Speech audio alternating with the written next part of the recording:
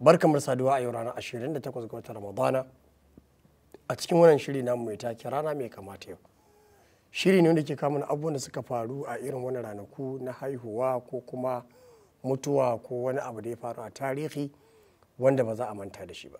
A irin wannan shekarar, a irin wannan rana ta 28 ga watan Ramadana a shekara ta 623 miladiya aka haifi jagoran nan babban kwamanda na musulunci Marwan ibn Hakam, khalifa na hudu na daular Umayya a garin Damashqa, sannan kuma shi ne wanda ya fara assasa daula ta Umayya karo na biyu.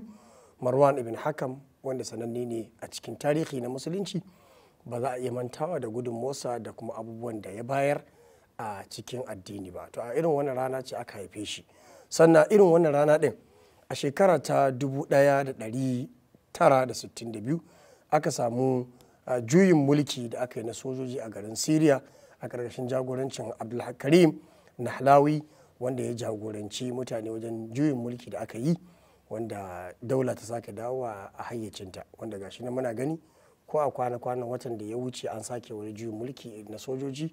Tarihi dai na maimaita kansa.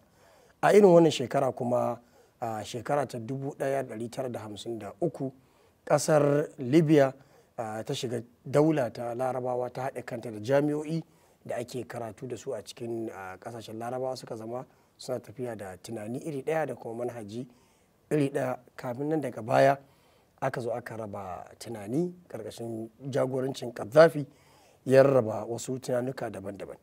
A irin wannan rana da ta 28 ga watan Ramadan a shekara ta 1984 1984 kenan aka samu zaɓe da aka yi, wanda aka yi zaɓen ƙwallo da aka yi a garin Iraki, wanda mutanen Iraq suka samu nasara akan mutanen Oman, suka ci ƙwallo a irin wannan rana ɗin. Da haka tarihin larabawa ya tuna da wannan rana, bai manta da shi ba.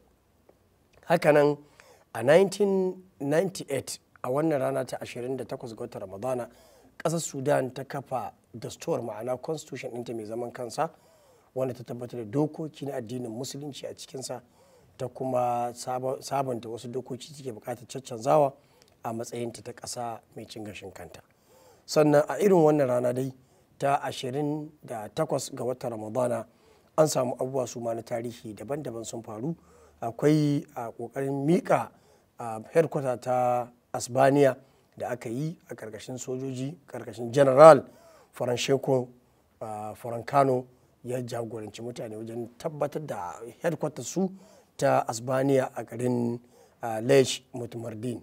To duka wannan sun faru a irin wannan rana ta 28 ga watan Ramadana, wanda tarihi bai manta da irin waɗannan abubuwa da aka gudanar a cikin wannan kwanaki ba.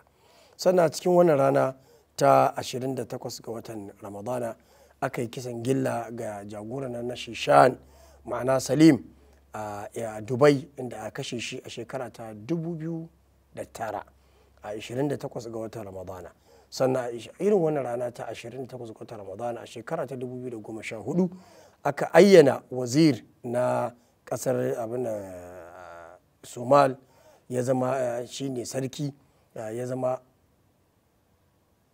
sarkinsu, kuma aka tabbatar da al'amarin da yake gudanarwa a cikin mulki tare da haɗin kai na 'yan majalisar sarki, ma'ana wanda su ne suke zartar da dukkanin abubuwa na wannan ƙasa tasu. Sannan kuma a irin wannan rana dai 28 ga watan Ramadana a shekara ta 2015 aka samu Jeshul Fatah, ma'ana sojojin nan da aka kawo su suka haɗu da sojojin Syria suka yi kwana hudu suna gwabzawa, suna buɗe wuta a tsakaninsu, har ya zama cewa an buga wannan wutar a garin Idlib a wannan shekara ta 2015. Aka yi kwana hudu ana gwabza wannan wuta din.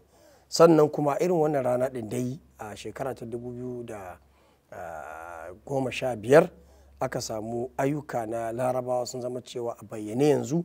Ana iya magana akan siyasar su, ana iya magana akan tattalin arzikin su, wanda kasar Misra ta zama cewa ita ce ta jagoranci irin waɗannan al'amura.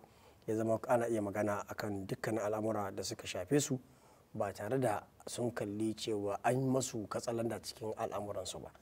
A dai irin wannan rana din an samu abubuwa da yawa na tarihi waɗanda ba za a manta da su ba, lokaci ba zai ba mu damu kuma duk mu kawo su a takaitaccen lokaci kamar wannan ba. Wassalamu alaikum wa rahmatullahi wa barakatuh.